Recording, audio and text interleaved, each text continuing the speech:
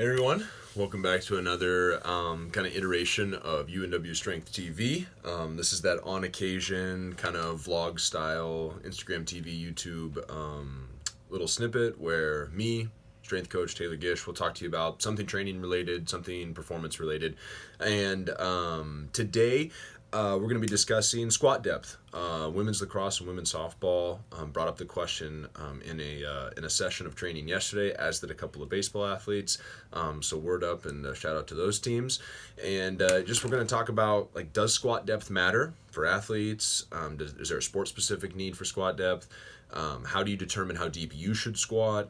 And then maybe lastly we'll talk about like the best time of year to start to play with squat depth. So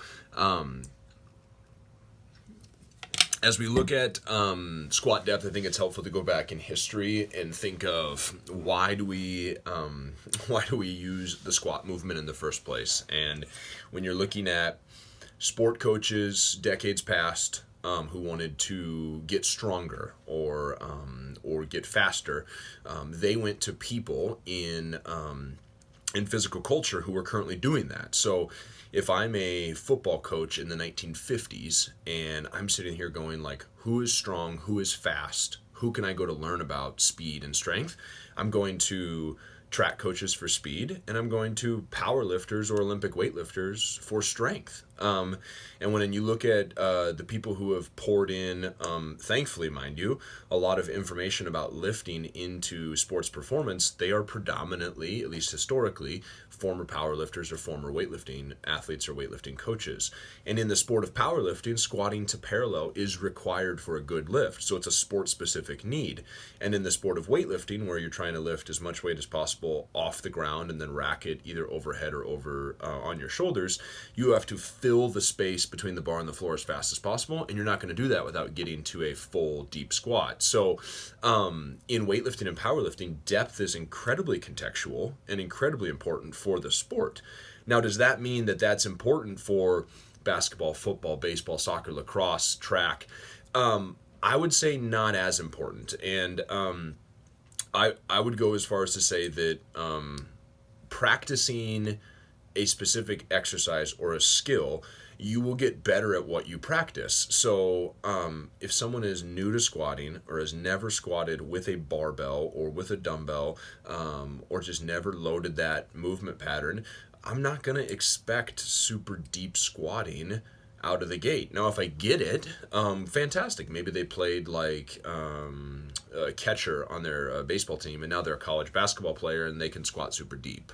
But that's practicing a movement, not like some awesome predisposition. It is a predisposition. It's not some like thing that I need everyone on the roster to adhere to. So I care about joint ranges of motion, but I just know in the back of my mind that the thing that we practice more, they're going to get better at. Like, think about like a golf swing. I'm not fantastic at golf, but like the more I practice golf swing, I'm able to get into additional degrees of freedom on my backswing just purely by practicing the activity itself. So squatting is a skill and an activity just like any other physical movement. So does squatting to a certain depth matter? If you're a power lifter, yeah. If you're the power forward on the basketball team, or if you're the pitcher on the softball team, or you're a midi on the soccer team, I don't think it matters as much.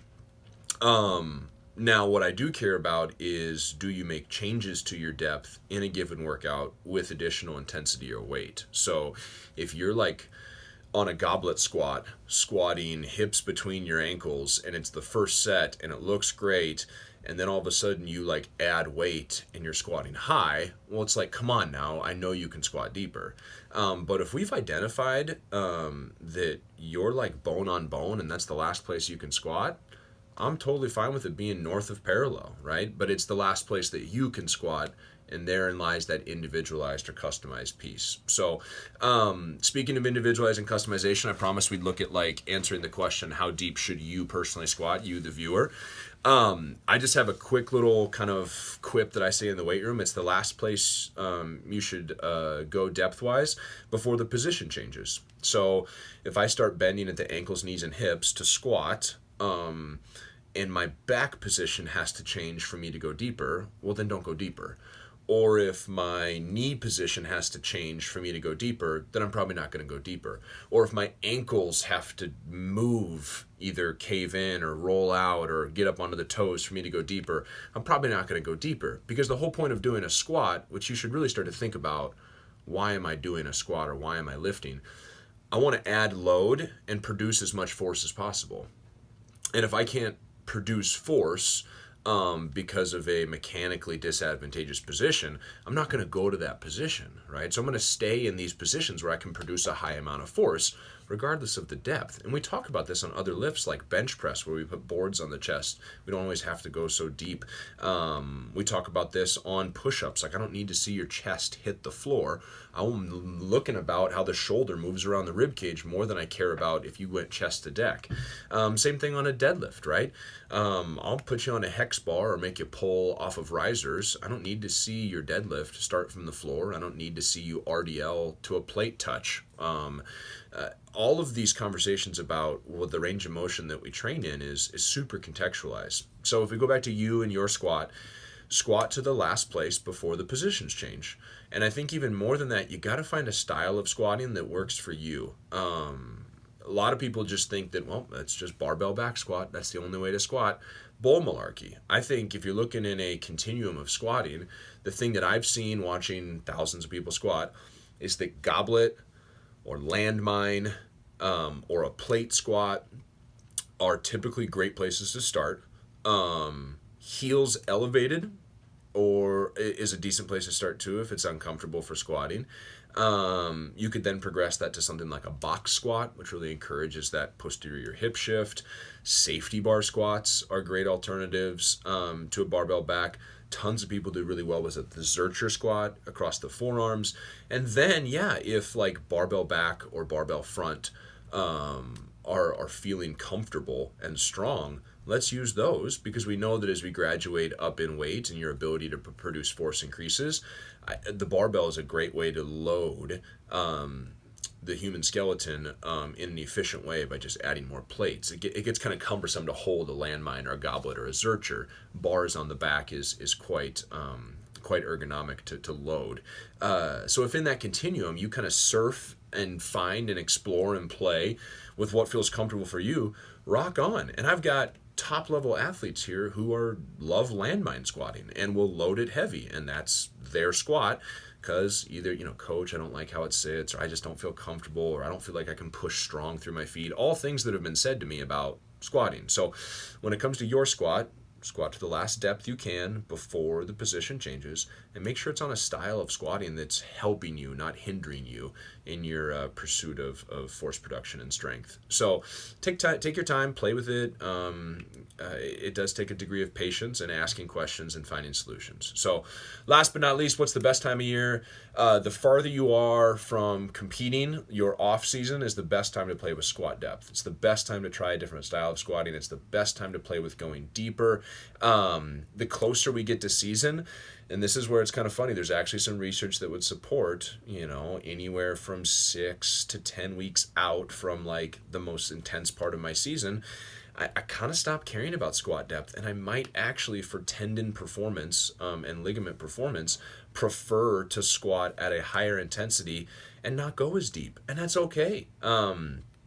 It's not like you're doing quarter reps. You're not that guy on YouTube with like 600 pounds just bouncing his knees a little bit. No, you're still squatting more to a sport specific position, or a sport position, or a sport squat, some people would call it. But if you're early in your off season and you're not really getting close to games or competition, play. Right here at Northwestern this time of year, our fall sports are getting done. We're going to play with depth. We're going to play with trying to appreciate additional degrees of control and freedom down in those more acute angles of hip flexion, which is a deeper squat. But the closer we get towards competing, I'm really not going to care. Which sometimes, as an athlete and as a competitive person, you're looking around the room and you're like, no one's squatting at the same depth. Fine. None of you have the same swing style, baseball players. None of you throw the ball the same way, softball. None of you hit or jump the same way, volleyball, basketball. None of you shoot the same. All of it is just movement and sports skill, you just got to take those same lenses with you into the weight room. So hope this video was of value. Hopefully it answered some questions. I feel like sometimes I, provide less solutions and just ultimately end up offering more questions in the end. But hopefully there's some take-home points. Find something that's comfortable for you for squatting. It allows you to produce the most amount of force. We want to load that position. That's the reason we lift in general.